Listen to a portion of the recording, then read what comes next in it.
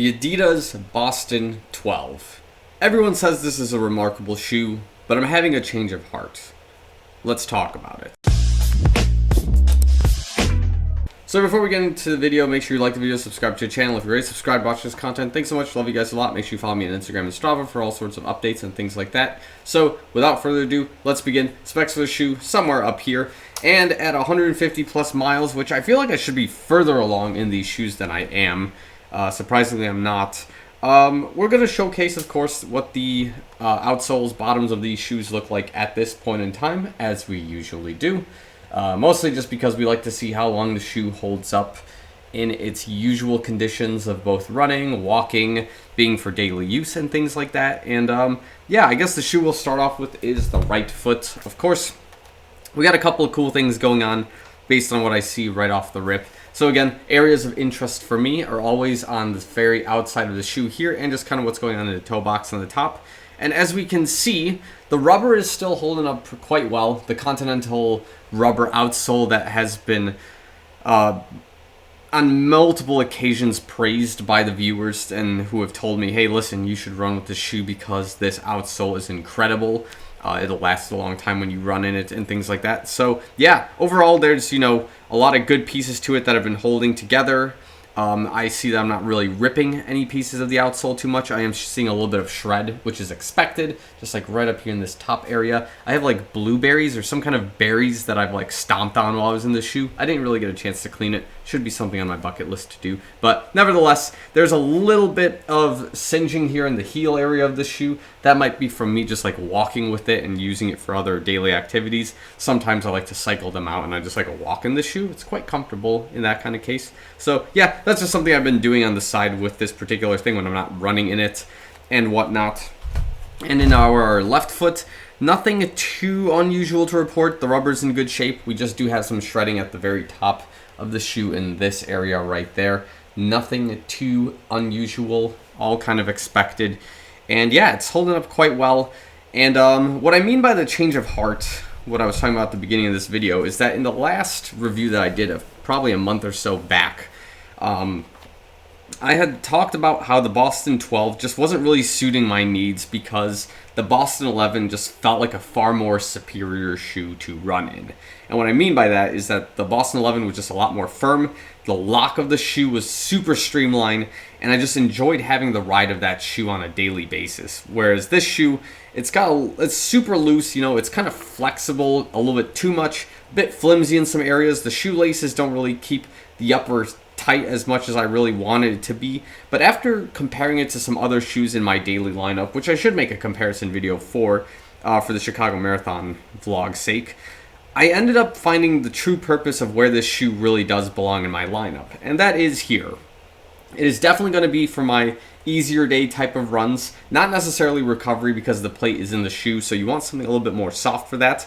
But I would definitely have it as a 100% easy days type of shoe, and I would have it for like 50% of my tempo day workout shoes. And the reason for that, again, is because we do have this plastic carbon plate in the shoe, which is going to give more of that rebound that you're looking for in a shoe with some additional technologies like that to give you a little bit more speed if you kind of exert yourself a little bit more. So, that being said, I think the last time I talked about the shoe, yeah, I didn't like it nearly as much as I would have hoped. I thought it was falling short, but now I understand after running with like the Vaporfly Tempo Next Percent, which yes, I did get myself another pair after like 3 years of not having one.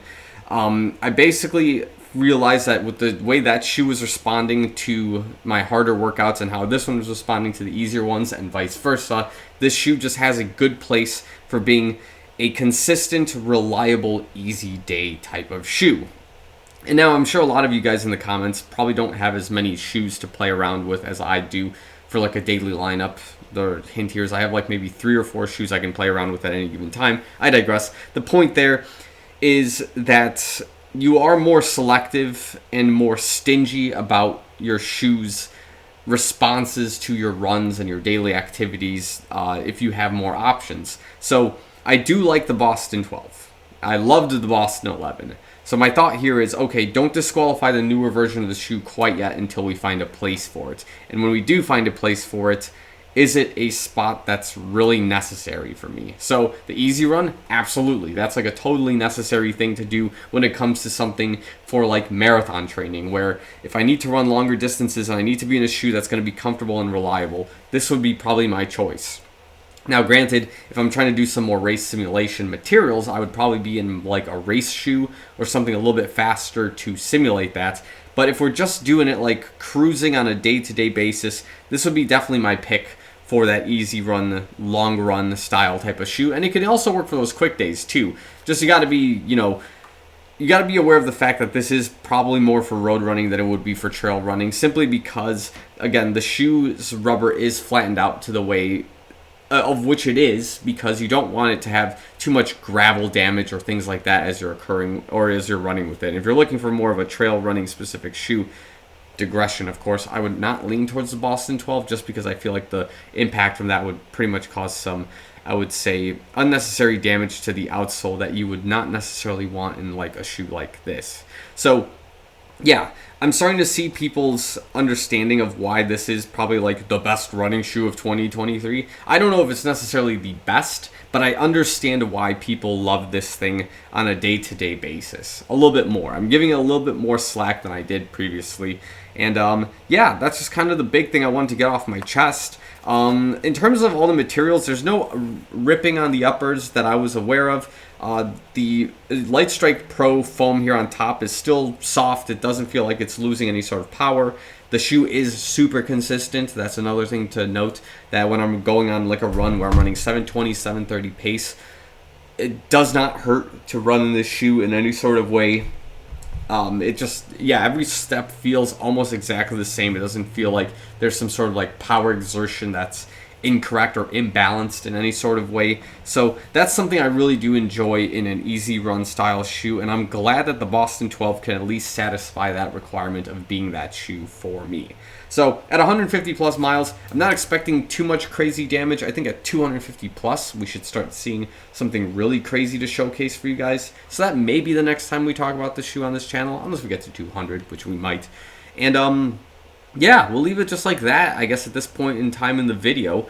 Overall, I think I did have a change of heart where I thought the shoe was falling short. I'm finding its place in my training regimen, and I'm starting to enjoy the shoe a little bit more than I would have hoped. It's no Boston 11, it never will be, but I'm glad that it does exist. So that's kind of where we're going to leave this video. So if you have any similar experiences, agreements, or disagreements, let me know in the comment section below. But as of right now, I think we're going to let the video be as it is. So thanks so much for watching. I'll see you guys in the next one.